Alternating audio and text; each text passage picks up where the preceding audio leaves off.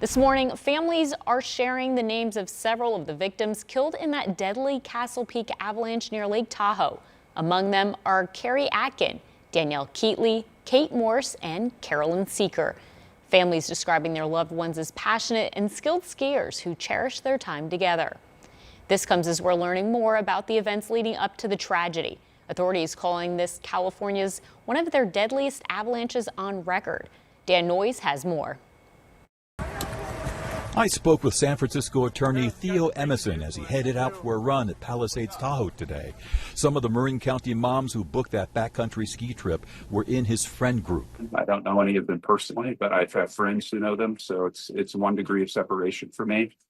I think it's an absolute tragedy. Emerson is also an experienced backcountry skier, and he questions the decision by Blackbird Mountain Guides to send the 11 clients and 4 guides into Castle Peak. A snowmobile rider died there last month in an avalanche, and a new avalanche watch went out this past Sunday right before the women and their guides set out to the same area. We have a pretty fundamental rule in avalanche education. If it's a high-risk avalanche day, you stay out of avalanche terrain. The founder of Blackbird Mountain Guides, Zeb Blay, issued a statement overnight. We ask the people following this tragedy refrain from speculating. We don't have all the answers yet, and it may be some time before we do. Blay also said this is the saddest event his team has experienced.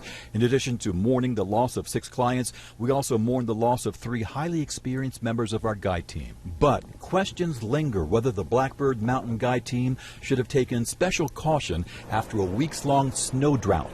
That old snow had hardened, then came several feet of new snow. And so that snow, new fallen snow, sits on a very firm layer, and it doesn't have the time to bond well. And so it is already unstable.